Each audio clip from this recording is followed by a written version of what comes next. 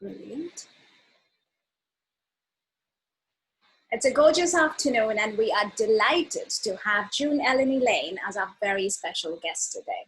June-Elleni Laine is a published author, spirit-inspired speaker, international consultant, and educator, delving into the mysteries of life and death. She believes that through our frequency, we attract who and what we need in order to grow and develop. For more than 28 years, June-Elleni has sketched recognizable portraits of people after they die to bring evidence to their loved ones that their consciousness survives. She also interprets their memories and messages. The photographs shown on her website gallery, which I will link up when I publish this video, are shared by clients to validate the likeness after the session. As for the session today, she says, life is about feeling a connection and honoring our intuition. After that, miracles can happen. Let us have a conversation about that inner voice we call intuition. On this note, welcome everybody, and welcome June-Elleni, and thank you for agreeing to do this session with us. And I am absolutely thrilled and delighted to be ending the series with you. Powerhouse of talent. Ladies and gentlemen. Oh, thank you so much for inviting me. I'm so happy to be here. It's always lovely to talk about intuition. Yes. Really. So let's start at the very start. When did this entire process, or when did you feel that there was something that you really had to tell the world about, and tapping into this intuition, and you opened up to share this with the vast majority of the world?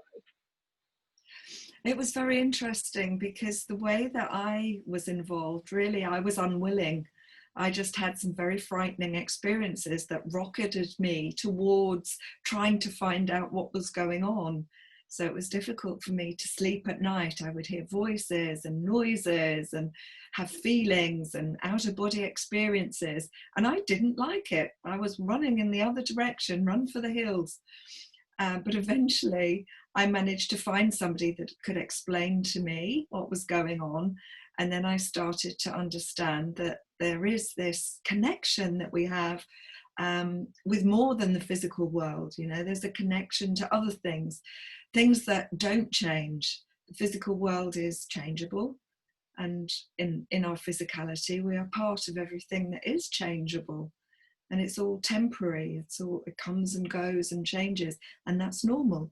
It's part of what's changeable. But when we start to connect to our insides, we start to connect to something that isn't changeable, that's something that's more permanent, something that's there before we even have a physical experience, and something that's there after the physical experience is over.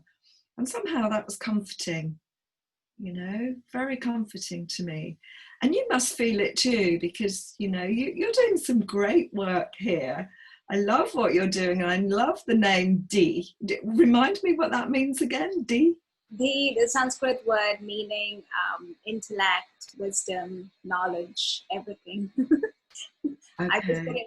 I'm using it basically for oneness, to bring things together in the essence of, like, as you beautifully put, that there is something which is the basis of all of us, which doesn't change. And the idea with this entire project was to bring everybody into that space of oneness. And Which I have had some, sorry to talk over you. No, it's fine. I was just saying that sounds wonderful. Yeah, and because I was one of the invited guests on your session, and when I was reading the intro, how people go back to, talk about their experiences, I would like to say this on record, that I have had this fantastic experience at June-Elleni's session, and the amazing people that I met and the kind of messages that I got, I was like, I couldn't sleep for the next 3 nights out of excitement.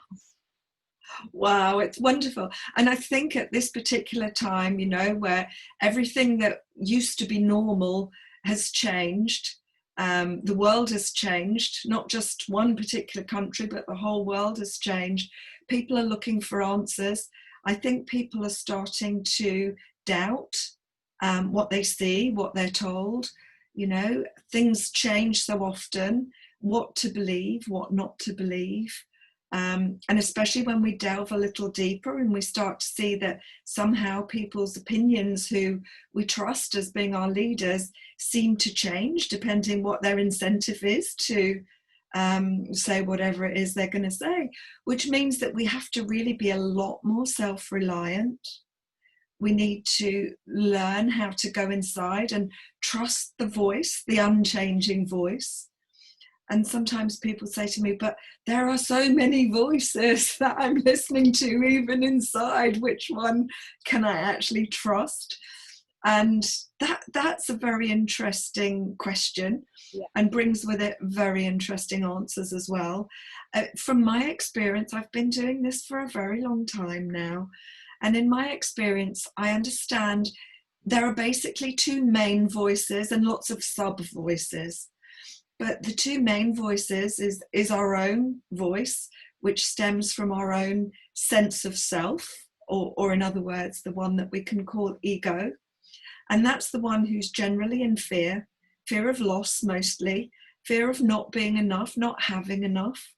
And with that comes a sense of urgency. So fear and urgency. So if the voice is telling you, oh gosh, I'm fear of missing out. I'm fear if I don't do it quickly, I will lose. I'm fear that I'm not enough, or I'm a fear that I'm too much, whatever it is, we tend to find that that's the voice, that's the changing voice. That's the voice that it's probably not a good idea to trust most of the time. And then there's another voice that is calmer, that says, well, if I lose it, I was never supposed to have it. You know, that sense of let's just be, let's just intend and be in a place of calm, knowing, and my body will tell me what is right, what is not right. If I reach for something and my body's uncomfortable about reaching for that, then don't reach for it. Listen. The body sometimes, because the body is very connected with the heart, whereas the mind is very connected with the brain. And the heart has a larger energy field than the brain. The Institute of Heart Math tells us that. So it's good to listen to the heart, but it's also good to allow the heart to interpret the things that we actually hear, and move into a place of being able to allow. I always tell my students when we're using spirit-inspired art, which is my thing, as you know. You're going to put a link up on my website so people can see. But I always tell my students, don't chase it. Let it come to you. Come into the feminine aspect of life. The male side is to go out there and chase and do and judge and decide. And the female side is to respond, receive, and be aware that whatever I intend for will come to me. All I have to do is be prepared to know that I'm good enough to receive. And that's huge. It's a big one. And that's probably the reason why a lot of us find it not easy to receive, because part of us thinks that we don't actually deserve it. So a lot of work that I try to teach, or at least point at, you know, I point at things, and it's up to people if they want to look in that direction or not. And if they don't, then whichever direction they look maybe is their path. It's not for me to interfere. But I tend to point it in a direction and hope that people will find something, whatever it is, whatever is right for them in that direction. But I like to say that it's all about your self-worth and who you are, and that you're entitled to receive. It's okay for you to receive, because in a world, especially for women who tend to sacrifice themselves for their children, for their man, for their community, for whatever else is out there. Yeah. Women tend to do that much more than men. I think men are much better at being disagreeable than women, and we tend to do a lot of self-sacrifice, although some men do that too. But on the extremes, you know, it's a proven fact that on the extremes, the most agreeable people in the world are women, the most disagreeable people in the world are men. But in the middle, there's not a lot of difference between us, and we both have male and female aspects.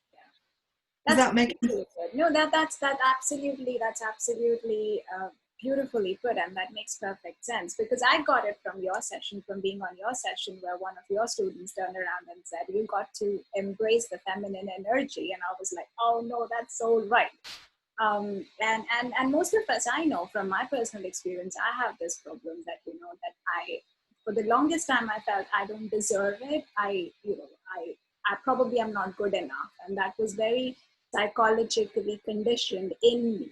And I can understand when people say that, I don't deserve it because I know I'm not good enough. And then you compare and you go in this entire negative cycle of things, which is hard to break. Now, You what? know, Yeah. sorry. No, And also, there are some people who don't even realize that they have an unconscious inability to receive, because it's unconscious. They think that they love themselves, they think that they're good enough, but when you really get down to the bottom line, there's something in there, normally from childhood, that actually prevents them from being open to receive. completely. That completely resonates with me. I understand it's a lot of work to getting to shifting that energy within you, to actually loving you the way you are, and to acknowledge that. I want to ask you, because you said the painting and this drawing is your thing, and this is a very niche area that you work in. So how did this come along? How did this entire sketching happen to you, or how did you get into doing this? Well, it's quite a funny story, because when I actually went along to the Spiritualist Association of Great Britain, which is where I trained, I went there, as I told you, because I just wanted to make whatever was happening to me stop. It was too frightening. So I learned to make it stop. And I always give this metaphor, and it just works so perfectly for me. It's like somebody says to you, here are the car keys for a very fast, very sporty car, but I'm not going to tell you where the brakes are. Terrifying. I'm not going to want to drive that. You tell me where the brakes are, then I'm going to have fun. So they showed me basically where the brakes are, where you can actually switch it on and off. And there is if you look on my YouTube channel, there is a video of cleansing and closing the chakras. And that's a way to switch off any nuisance energy, I'll call it, or unhelpful energy. Because as we start to open up and we start to go inside, our chakras open, we become more aware of other people's energy. And therefore we start to pick up on other people's negative energy, for want of a better word, or maybe unhelpful energy. So someone's got a headache, we pick it up. Someone's in fear, we pick it up. And doesn't fear spread like wildfire? We can see that in the lockdown. You know, if people are in fear and they talk to you, before you even leave them, you've become infected with this pandemic of fear that's circulating the world at the moment. So yeah, I suggest that you do the cleansing and closing down.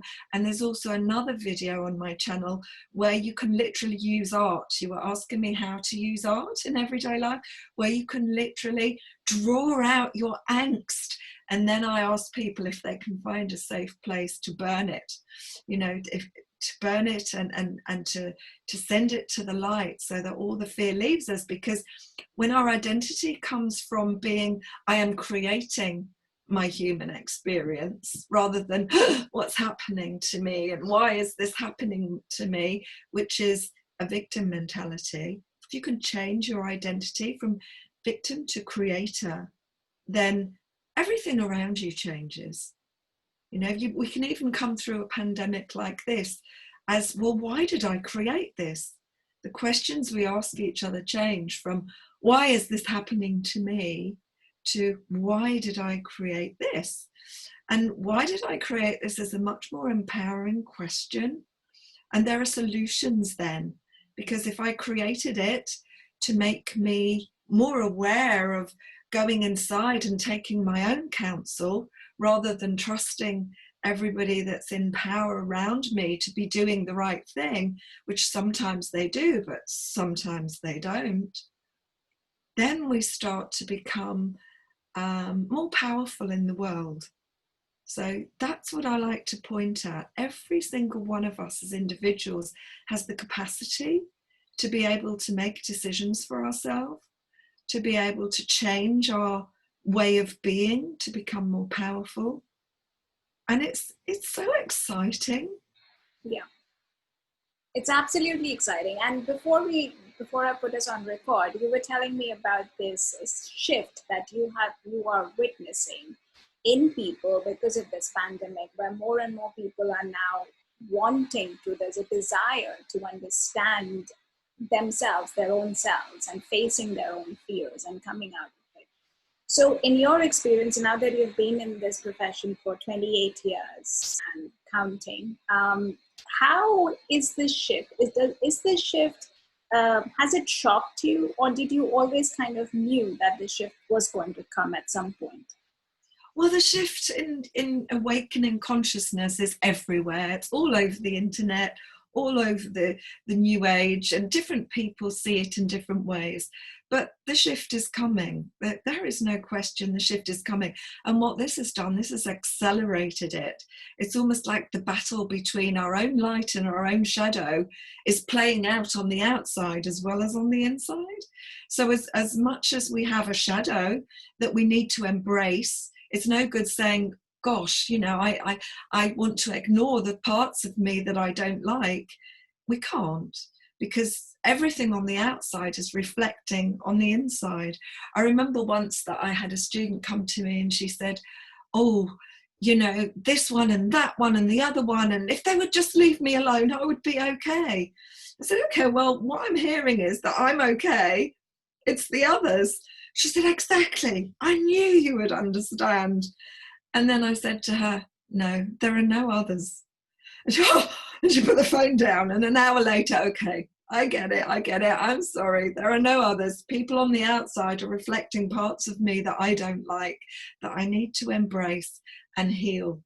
And that's kind of what we need to do. And it sounds as if it's too far away sometimes.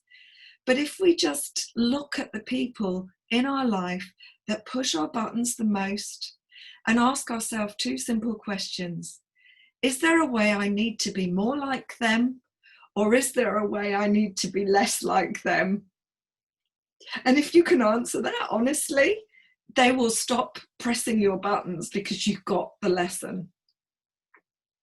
That's a very useful hint. I think everyone on this call today would probably, that's one takeaway that everyone's going to go back and say, okay, I'm just going to check the list of people who are pushing my buttons in the right way or in the wrong way, and where do I stand? Thank you. That's quite amazing. Yeah, and for example, you know, if you're surrounded all of a sudden by people who are very loud and very opinionated and have their own way of doing things and won't listen, there's the two questions. So, am I like that?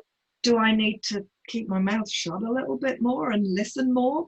Or actually, have I lost my voice, and do I need to voice and ask for what I need? And you'll just know that voice that never changes on the inside, you'll know. It's a sense of knowing which way it is. And then you get the choice. I can either correct that, or I can continue as I am and have my buttons pressed by loud people. Yeah, absolutely. So when you talk of these choices that we get as human beings, all of us have these choices. And most of us, if you're not really in line or aligned to things, you tend to pick up on the choices which do not serve you in the long run. And then you find yourself in this, you know, a blocked state of energies, and everything is very, you know, negative, and you don't really like things about you and everything. So how does one really come out of it? Is it like, and then also, is that a choice that you stay in it or you want to change it? Now, do you really want to change everything from the start, or where do you really start changing? Is it like whenever you wake up, you find yourself to be changed? Or no, the timeline do you change? It's a lovely question, Taps, and it's one that we all ask for. And what I've come to understand is that everything starts with our identity, as I said before. And as soon as you change your identity from I am creating a human experience rather than I am suffering, or why is this happening to me, then all the questions that we ask ourselves change. So if you can ask, why am I creating this, as opposed to why is this happening to me, already you've got a head start on trying to change it and choosing to do things differently. and understanding that everything that you give your attention to, remember, we pay attention. Why do we pay attention? Our attention must be valuable if we can pay with it. So whatever we pay attention to is what we give the energy to bring it to life. So I may be manifesting or creating something right now that I paid attention to yesterday or last week or 3 weeks ago. And that's the type of thing that when we change our identity, we have to look out for, because you may have created what's coming in front of you when you were in your old identity. So the question again, why did I create this, helps you to say, I remember now, I created that because I thought a different way 4 months ago, and that's coming to reality now. Does that make sense? Yeah, it does make sense. I think I need to do some self-reflection work, like I did the previous session of yours that was in, and I was like, couldn't sleep out of excitement today. I think I have to go back and do some work. But thank you for that. That's very encouraging. Tell me about this amazing piece of documentary work that you are doing with India and all the other mystics in the world. Well, that's a bit top secret at the moment because it's a work in progress. But basically what we're trying to do is make a TV program that will help people to see mind before matter, which is basically what I'm saying. Whatever you think, whatever comes into your thoughts, encourages you to feel something.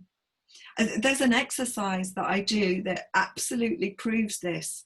It's what I call the 3 people exercise. Hey, should we do it now? Yeah. Yeah. Okay, so think of 3 people in your life. One person that you love. So think about that person for a couple of 30 seconds or so. Think about the person that you love, and then look into your body for how that makes you feel, where you can feel that, and what it is that you can feel. Okay, so I'm going to ask you to respond to me because we've got other people here and we can't go around to everyone. So someone you love, how does that make you feel, and where are you feeling it? In my heart. In your heart, okay. Okay, so now think about somebody who presses your buttons. Yeah, I think in my head, literally like going bang, bang, bang in my forehead. Yeah. So again, feelings are different because of your thought. Now, the third person is to think about somebody who actually is a complete stranger that you don't know, but caught your eye for whatever reason or another. That's interesting. I can just see him somewhere in my head, but not really feel anything around. Okay, so you've kind of got 3 different feelings based on 3 different thoughts, right? So the thoughts create the feelings create action. So now I want to do something about that. Now I'm feeling it, now I want to act on it. This is emotion. The clue's in the word motion. So our emotions set things in motion. So you change your thoughts, you change your feelings, you change your emotion, you change your actions, you change your world. So mind before matter, right? It's beautiful. So this is beautiful. This is what we're trying to give people, that you know, in the ancients, especially in India, that 6,000 years old Vedic text, Ayurveda, Jyotish, all of that has all been there, and science now in the West is starting to prove that. And we're going into that in detail, and we're hopefully going to give people lots of takeaways from this program to help them as we come out of lockdown, to help people to be more empowered as individuals and not to be so reliant on our particular heads of state or prime ministers or whoever they are that are making the rules, which sometimes maybe aren't in our best interests, and sometimes are, and being able to discern the difference for ourselves, because we're all different. And that's the joy of humanity. There are so many differences between us. There are 7.8 billion worlds on this earth, because we all look at the world differently. Yeah. That's I never thought of it that way. That's amazing. That's a very nice perspective. In your experience and this work that you do, where you're basically tapping into, into an individual and the individual's power, basically, then the person becomes more aware and awake to take the right decisions that's right for him and her.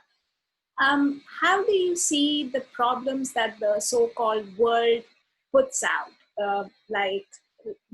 taking this pandemic out, like how do you see the world hunger problem? Do you think we really have a problem with poverty and hunger? Well, if you ask someone who's hungry and in poverty, they're going to tell you yes, of course. You know, but if there are no others, we all have poverty and hunger inside of us somewhere. We all feel some loss, some lack, if we're in the place of victim mentality. So as soon as we change our identity, everything changes inside, then everything changes outside. Everything on the outside is to remind us what's going on inside. Does that make sense? It perfectly makes sense, because I'm with you on the same page. I feel exactly this, but then the way we are sort of projected within the economic setup and everything, it just makes it feel like this is a problem that everybody needs to go and solve. And it's a problem that's been born from generations before us, who's passed it down through the DNA, you know, and our egos bought it, and it's become so I won't say real, but it seems real. It seems so real that we buy into it, and our attention on it makes it even more real. And so we go on in a spiral of lack as opposed to a spiral of abundance. We've heard abundance mentality, lack mentality. And at the beginning, it's a choice. But when we get so far down the road of lack mentality, it's not very easy to come back. It's simple, but it's not easy. And we have to come back in stages. I sent a picture, an image to a friend of mine the other day who's had a very deep loss of her long-term relationship, her husband, and the picture was of two ladders against a wall, and one of them had great wide steps going up, someone at the bottom trying to reach, they couldn't reach, and the other had very narrow steps but many more of them, and somebody actually being able to run up those steps. So it's like, don't try and run up a hill, just take the first step, move towards it slowly, go small steps, and then you make another step and another step and another step. Simply, yeah, we all want to be able to jump the highest step and jump as quickly as possible, but it can't always work like that, because we've had years and ancestry of programming, social programming, as well as individual programming. You know, where do we learn from? We learn from people that were here before us. So if we were fortunate enough to be born into abundance mentality, then we're born into that. But if we're born into poverty mentality, it's not so easy to step away from that. But it is possible.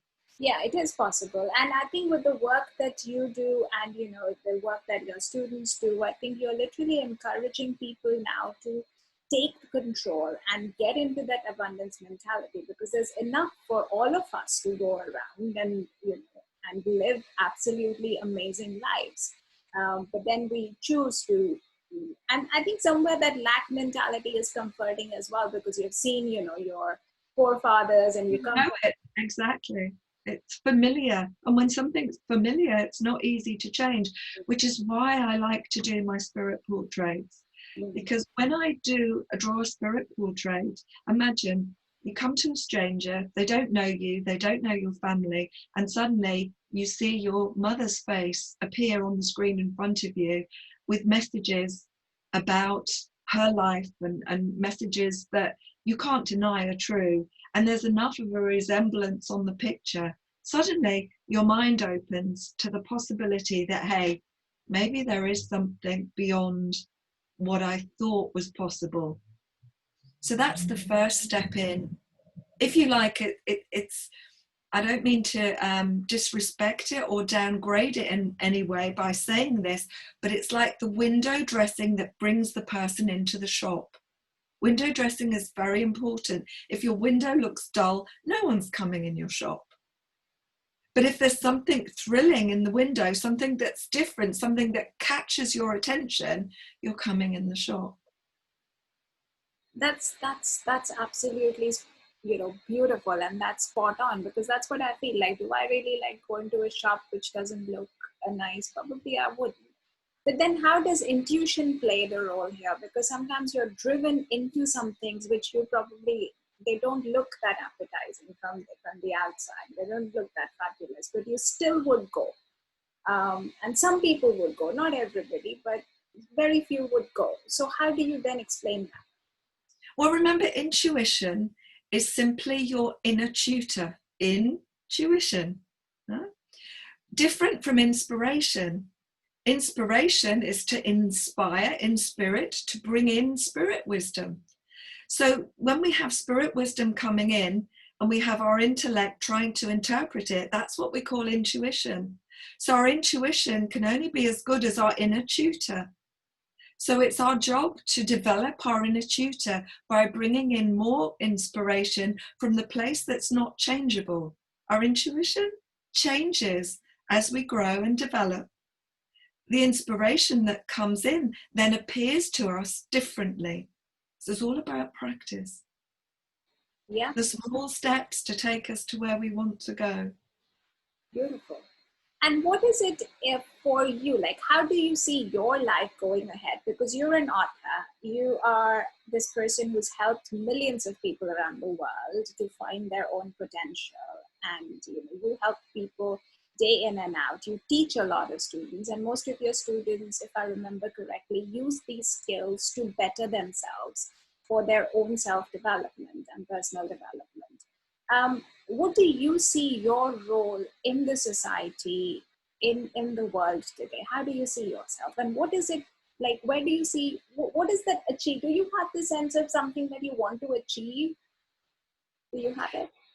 I have a sense that it's my job to point at things. That's what I do. I point at things. Did you consider this? I try to help people to change their perspective, because there is no absolute truth. There's a truth from this angle. Let's say the truth is shaped like a cylinder. You may have seen this diagram. I find it a really good diagram. It's a cylinder. And from the front end, it looks like a circle, and its shadow is a circle. So that's the truth from this direction. But if you look at the cylinder from this perspective, it looks like a triangle when you see its shadow. So which is the truth? They're both true, but the truth is the cylinder, which is not always easy to see. So I just like to help people to change their perspective if necessary, and if not, no problem. So I simply like to point out how powerful people are, because I see them in that way. And if I can see them in that way, I'm sure that at some stage they'll be able to see themselves in that way. Beautiful. And do you have any aspiration, like something that you want to achieve in the material plane? Or is I want to help as many people as possible. And about writing a new book or anything? Nothing? In whatever way I can. Okay. In whatever way I can. Beautiful. I mean, it would be really great to be able to get this TV show in front of people, because that would reach a wider audience, and I'm very interested to do that, if that's the right thing to do. I go with the flow. I don't get attached to too many things. I think that's quite good. I think it's very interesting to see the difference between non-attachment and detachment. Some people say, oh, I'm not attached to anything, which basically means they are detached, which is disassociation. And that's not the same thing as non-attachment. No. And we can tell that when we try to meditate. Lots of us feel the need to meditate, and we think that we need to go into a space where everything just disappears. And of course, we come again to the small steps. It's not about detachment, it's about being aware of the world and being able to enjoy the world, but being non-attached to it. being able to say, you know what, if I lose that, it was not for me. Mm. And As be opposed okay with it, because most of the people be okay with it, yeah, and enjoy what's there that does come your way, rather than be detached from it. Yeah, yeah, absolutely. And when you sort of, because you teach a lot of people and you have all these other, you know, your main inspiration and aspiration is to help as many people as you want. What is your personal practice to be this in this zone of, in this mode of alignment and in the central neutral space? Do you have a special practice that you do? My special practice is just to keep reminding myself that I can improve. I can always improve. I can always I know nothing. If I keep telling myself I don't know anything, then I'll always improve. I'll always move towards it. And that it doesn't matter. And that it doesn't matter that it doesn't matter. Because it will only matter if I give it my attention. And sometimes I want to make things matter, and that's okay. And that doesn't matter either. Yeah. So it really is a move towards a process of being non-attached. And I just have to keep reminding myself, because sometimes things are so real. It's like watching a movie, you know, you're in the theatre watching a movie, and whilst you're watching it, everything seems so real, and it's affecting your thoughts and feelings and your actions. And then you just have to remind yourself that actually it's just a movie, it's okay, let's see how it plays out. But it's simple, but it's not easy. Every day you just have to remind yourself. Some people say to me, you know, I cleanse, I close down, I do it, and then suddenly I feel other people's energy, and I always say it's a little bit like dusting your house. Just because you've done it once doesn't mean you don't have to do it again and again and again and again. Because we have to, because we're in the midst of this human experience that we're creating. And the whole idea is not to be disappointed, but to be thrilled by that. Let me be thrilled by the human experience that I'm creating. Yeah. Because it's only here that I can do that. Yeah, because exactly. If I go back to being part of the oneness. Yeah, there's nothing, there's no thrill there, you know, you can't create, you can't do anything. There's nothing to do there. It's just, you have to be. You just be, exactly. And that's the one thing missing from the oneness, isn't it? Yeah. Lack. Yeah. So if we're here and we're experiencing lack, and then we're experiencing abundance, and we can see the duality, we have to be in the duality to understand the light and the shadow, the poverty and the richness. And be okay with it. It's just like an observer. And this too is part of what's changeable. And therefore it's going to change. The good will change, the not so good will change, because it's what's part of what's changeable. It's all going to change shape during the course of the time element that we've come to experience in this particular life that we're creating. Beautiful. I mean, this has been an incredible session. It was like, it's an honor. I knew that, you know, you were like one of a kind guest of. Oh, the honor is all mine. Trust me, I love connecting with people. It's wonderful, and you're doing such an amazing job. You know, I've seen you on a few interviews. You're a wonderful person, and I wish you so much joy in what you're doing, because I can see that you get joy. And you're a numbers person too, right? The pattern of numbers. I love it. Numbers, and which is why when I said, like, you know, like when we first spoke, I did say that, you know, this, I work from the space of intuition, and it's like this inner voice that I honor. And when I started the series, You and Spirituality, I just felt this should be the name of the series. And the first guest of mine was this psychic and medium who joined me, and we spoke about intuition. Little did I know at that point that I would be ending the series with another person who's exactly coming from the same space. I mean, I can't call it coincidence. I just have to call it that there is a pattern. This was meant to happen, and here is where we are. Absolutely, and just accept that and love the idea that that happens, because when we're experiencing synchronicity, or coincidence for some that would prefer to call it that, it just gives us this wonderful feeling, doesn't it, inside? So the thought creates the feeling, creates the emotion, creates the action. Yeah. And that's how we create. Yeah, beautiful. Well, thank you, June-Elleni, for your time today. And I would like to thank everyone who's joined us today. Thank you. Thank you. It was amazing talking to you. I can't thank you enough. And I wish you all the very best in all that you do. Thank you. Thank you so much. Take care. Take care. Bye. Bye-bye.